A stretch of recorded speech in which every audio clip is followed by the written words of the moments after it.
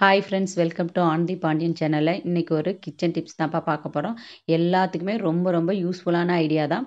நிறையா குழந்தைங்களுக்கு வெண்டைக்காய் பொரியல், உருளைக்கிழங்கு பொரியல் தான் அதிகமாக சாப்பிடுவாங்க. வெண்டைக்காய் பொரியல் காலையில் வேலைக்கு போகிறவங்க எழுந்திரிச்சு கட் பண்ணால் ரொம்ப கஷ்டம். ஒரு சிலர் வந்து வெண்டைக்காய் பொரியல் காலையில் கட் பண்ண டைம் ஆகணும் நைட்டே கட் பண்ணி வைப்பாங்க. அந்த மாதிரி நைட்டே கட் பண்ணாத காலையில் எப்படி சீக்கிரமாக நம்ம கட் பண்ணுறது தான் பார்க்க போகிறோம். இந்த கட்டர் ஓரளவு எல்லாத்துக்குமே தெரியும். எங்கள் வீட்டில் பக்கத்தில் இருக்கிற அக்கா இந்த மாதிரிலாம் இருக்காமா அப்படின்னு கேட்டாங்க. சரி, இந்த மாதிரி தெரியாதவங்க நிறையா பேர் இருப்பாங்க, அவங்களுக்காக நம்ம போடலாமேன்ட்டு தான் இந்த வீடியோ போட்டிருக்கேன் பாருங்கள்.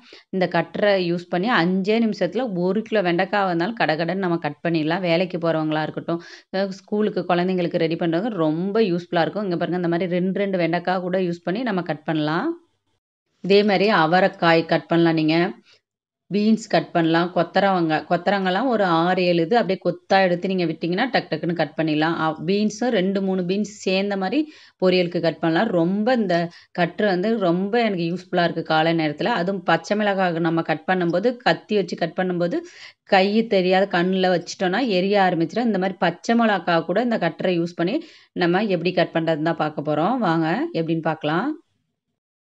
நம்ம வீட்லயே சின்ன சின்ன ஃபங்க்ஷனுக்குலாம் சமைக்கும்போது நிறைய பச்சை மிளகாய் வடைக்கு, தயிருக்கு தாளிக்கிறதுக்கு அந்த மாதிரிலாம் அரியிற மாதிரி இருக்கும் பொரியலுக்குலாம். இந்த மாதிரி கட்ரு நீங்கள் யூஸ் பண்ணி பாருங்க, எவ்வளோ 1 கிலோ மிளகாய் இருந்தாலும் ஒரே நிமிஷத்தில் கட் பண்ணிடலாம். நம்ம கையும் எரியாது. அதுதான் முக்கியமானது. பாருங்க எவ்வளோ பச்சை மிளகாய் 2 நிமிஷத்தில் இந்த மாதிரி கட் பண்ணிடலாம். இந்த ஐடியாவுமே உங்களுக்கு யூஸ்ஃபுல்லாக இருக்கும் ஃப்ரெண்ட்ஸ். ட்ரை பண்ணி பாருங்க.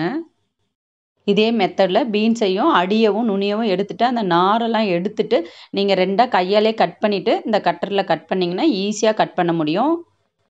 பொரியலுக்கு யூஸ் பண்ணுற காய்கள் எல்லாமே நீங்கள் இதில் கட் பண்ணலாம். பாருங்கள் பொரியலுக்கு எவ்வளோ சூப்பராக சின்ன சின்ன பீஸாக கட் ஆகி வருதுன்னு. இந்த அளவுக்கு நமக்கு பொரியலுக்கு கட் பண்ணாவே போதும். இதே மாதிரி நீங்கள் கொத்தவரங்காயும் நீங்கள் கட் பண்ணிக்கலாம். நெக்ஸ்ட்டு பாருங்கள், அவரைக்காயை நான் கட் பண்ணி காட்டுறேன் பாருங்கள். அவரைக்காயிலையும் அடிப்பகுதி நுனி பகுதி கட் பண்ணிவிட்டு நடுவில் வர நரம்பை நீங்கள் எடுத்துடணும்.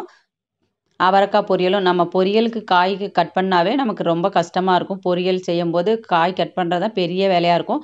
பாருங்கள், அவரைக்காய் பொரியலுக்கும் எவ்வளோ சூப்பராக கட் பண்ணியிருக்கோம். இந்த ஒரு கட்ரு நம்ம வீட்டில் இருந்தாவே போதும். காலையில் எந்த டென்ஷனும் இருக்காது.